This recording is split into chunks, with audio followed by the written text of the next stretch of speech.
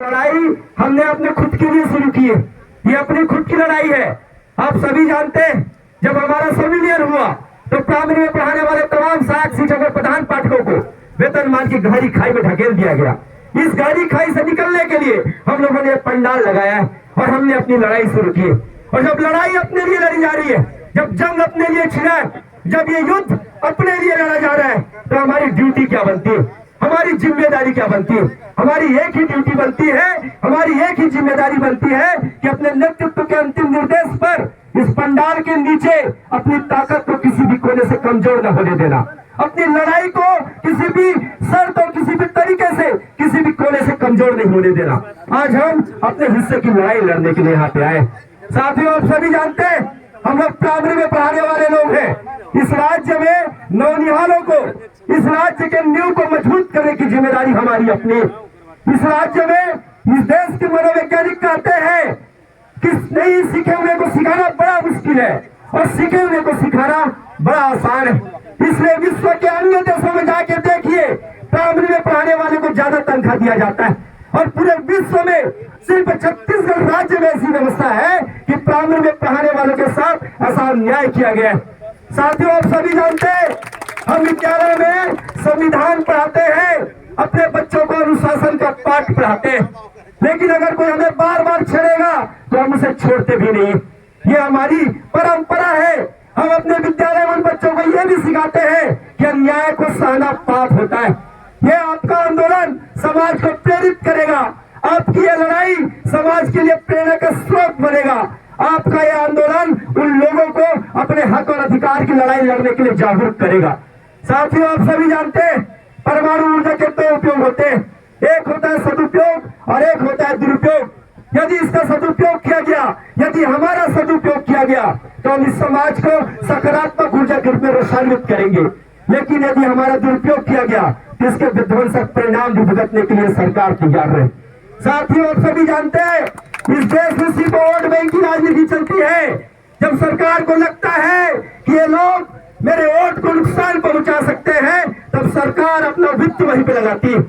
जब vote bank की राजनीति इस देश में चलती है, तो हमारी जिम्मेदारी क्या बनती है?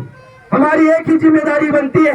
लोग कहते हैं ना, शिक्षक की गोद में प्रलय और निर्माण पलता है, तो हमारी दूसरी जिम्मेदारी बनती है कि अगर वोट बैंक की राजनीति सरकार कर रही है, तो इस देश में, इस राज्य में गांव गली चौक चौराहे पर सर्जिकल स्ट्राइक करना हमें आता है। इस सरकार की नीतियों को अच्छे और बुरे रूप में आम लोगों के बीच कैसे पहुंचाना है हमको आता है, और हमें भी पता है कि सरकार के खिलाफ तब क्या करना है। आप लोग जब भी मार्केट में जाते हो, लोग बार बार बोलते हैं, बार बार आंदोलन करते हो, बार बार पंडाल लगाते हो, बड़ा प्यारा सा जवाब दीजिएगा।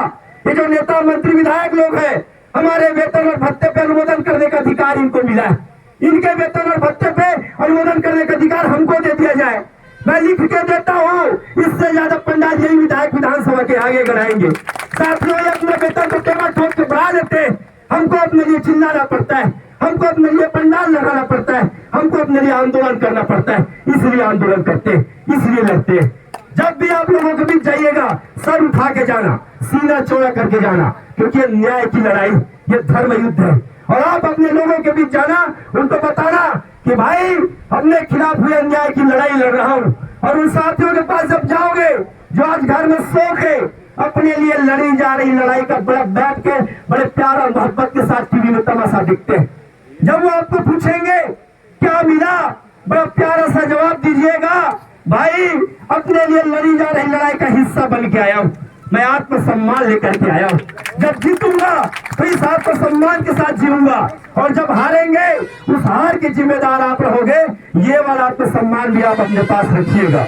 आत्मसम्मान से बड़ा सम्मान कुछ भी नहीं होता है। साथियों, आप सभी जानते हैं, इस देश में नौजवानों को उनके हक और अधिकार की लड़ाई के लिए जगाना पड़ता है।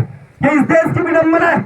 जब हमारे देश में आजादी की लड़ाई लड़ी गई, 44 करोड़ भारतीय चंद हजार की संख्या में अंग्रेज यहाँ कई साल तक शासन करके चले गए। सोचो, अगर 44 करोड़ भारतीय निकलते तो अंग्रेज चंद सेकंड में इस देश में नहीं ठहरते।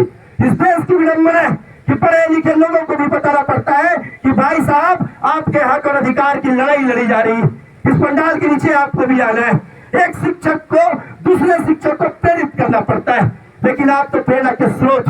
मुझे पता है समस्याएं आपके पास भी है, परिस्थितियां आपकी भी कमजोर होती है, मजबूरियां आपके पास भी है, लेकिन उन तमाम परिस्थितियों में, तमाम मजबूरियों में आपने प्राथमिकता के क्रम में पहले लाइन पे अपने संघर्ष और संगठन को रखा है, इसलिए आपकी जीवनता को प्रणाम करता हूँ। चाहते तो आप भी अपने घर में बैठ के छुट्टी का मजा ले सकते थे। जब आंदोलन की घोषणा होती है, एक अलग परंपरा है हमारे बीच, लोग छुट्टी की प्लान करते हैं।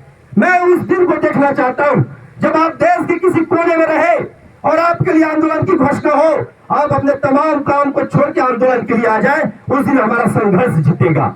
जिस दिन आप 106 डिग्री में अपने घर में बुखार में, जिस दिन आप पैरासीटामोल खा के इस पंडाल के नीचे आ गए, उस दिन हमारा संघर्ष जीतेगा। ये संघर्ष त्याग मांगती है, ये संघर्ष समर्पण मांगता है, ये संघर्ष अपने संगठन के लिए बलिदान मांगता है। आप सभी जानते हैं 2018 के पहले वेतन विसंगति नाम का कोई शब्द नहीं था। आपने अपने लिए लड़ने का फैसला लिया, आपने अपने लिए आंदोलन करने का निर्णय लिया, आपने अपने लिए लड़ने का निर्णय लिया, तब ये पंडाल सजे। आज जाके देखो, आपका संगठन प्रदेश का सबसे बड़ा संगठन बन गया है। आपकी मांग प्रदेश की सबसे बड़ी मांग बन गई है। ये बैनर आपका सम्मान है और ये पंडाल आपकी इज्जत है। इसका सम्मान कहीं पे कम नहीं होना चाहिए और ये पंडाल के नीचे की भीड़ कहीं पे कम नहीं होना चाहिए। विद्यालय से लेकर के विकास खंड तक, संकुल से लेकर के जिले तक, प्रदेश के कोने कोने तक तमाम प्राइमरी में पढ़ाने वाले लोग को इस मंच के नीचे लाने की जिम्मेदारी आप जैसे जीवित लोगों की है। आप लोगों की कर्मठता को प्रणाम करता हूँ। साथियों, ये जो भी माँ सरस्वती के स्वरूप में, शांत रूप में मातृसत्ता यहाँ पे विराजित है। आप सभी जानते हैं मेरे भारत देश में माँ दुर्गा को शक्ति, साहस और शौर्य का पर्याय माना जाता है। जिस दिन इनके स्वरूप को माँ दुर्गा के स्वरूप में देखने की लालसा सरकार रखेगी, सोचो उस दिन सरकार का क्या होगा। क्योंकि इतिहास कहता है महिलाएं जिस दिन अपने घरों से निकलती है उस दिन इतिहास बनता है। ये जो मातृसत्ता आज आई हुई है, इनके ऊपर हमारे संगठन को आगे पंक्ति में खड़े होकर के लड़ने की बड़ी महत्वपूर्ण जिम्मेदारी। आप सभी जानते हैं हमारा काम कर्म करना है, फल लेना नहीं है। हमारी ड्यूटी लड़ाई लड़नी है। इसलिए क्या हो रहा है क्या नहीं हो रहा है इस पर प्रश्न नहीं होगा। पुराने जमाने में जब राजा महाराजा युद्ध की घोषणा करते थे, सोचो उस समय सेना बोलती अरे बरसात हो रही है, बर्फबारी हो रही है, धूप है, तो ना तो एक भी राजा महाराजा युद्ध लड़ पाते और ना एक भी राजा महाराजा युद्ध जीत पाते। जब युद्ध की घोषणा होती है तो प्रश्न का समय खत्म हो जाता है। आपके नेतृत्व ने, आपके मनीष मिश्रा ने विपरीत परिस्थितियों में लड़ने का जो साहस दिखाया है, आपके मनीष मिश्रा ने जिगरा दिखाया है, इसके साहस को मजबूत कीजिए, इसके जिगरे को मजबूत कीजिए, इसके मजबूत कंधों को न झुकने देने की जिम्मेदारी हमारी अपनी है। आज शक्ति जिला का कोना कोना आप लोगों के शौर्य और साहस को देखने को बेताब। यहाँ की धरती जो आपके आंदोलन से प्रेरित होगी, ये सूर्य की तपिश आपके पसीने के बूंद को देखने को बेताब। आज शक्ति में अपने नेतृत्व के अंतिम निर्देश तक होने वाले रैली में आप अपने नेतृत्व के अंतिम आदेश तक आप ये पंडाल मत छोड़िएगा। आपकी भीड़ कहीं भी किसी भी कोने से कम नहीं दिखनी चाहिए। ये हमारी जिम्मेदारी है, हमारी अपनी लड़ाई। आओ इस लड़ाई को मजबूत करें, आओ अपने कुनबे को मजबूत करें, आओ अपने घर को सबसे मजबूत और शक्तिशाली घर बनाए। आप इस लड़ाई में आगे बैठते हो कि पीछे बैठते हो ये महत्वपूर्ण नहीं है। इस संगठन में आपका मान होता है कि अपमान होता है ये महत्वपूर्ण नहीं है। महत्वपूर्ण सिर्फ एक ही चीज है कि पंडाल के नीचे के भीड़ किसी भी शर्त और सूरत पे कम नहीं होनी चाहिए। आओ बोलो भाई के मजबूत कंधों को मजबूत करे, अपने आंदोलन को मजबूत करे।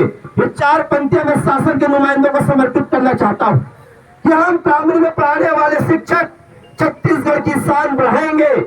हर रार बढ़ी तो सत्ता के दलाल न रहने पाएंगे और आवश्यकताओं पर घन उंगली का बल इतना बढ़ जाएगा कि कलम पकड़ने वाला ये हाथ सत्ता उखाड़ के जाएगा। साथियों, आप सभी जानते हैं 1857 से अब तक जितने भी क्रांतिकारी आंदोलन हुए, मर्द और मर्दाने मरते हैं, हिजड़े नहीं मरते। ये हम इस राज्य के प्रत्येक आंदोलन को हमें बताना चाहते हैं। मेरे वाणी ने, मेरे शब्दों ने अगर किसी भी प्रकार का किसी के विचारों को, किसी की भावनाओं को आहत किया होगा तो आपका छोटा भाई आपसे क्षमा का भी अधिकार रखता है। जय हिंद, जय भारत, जय संघर्ष। बहुत बहुत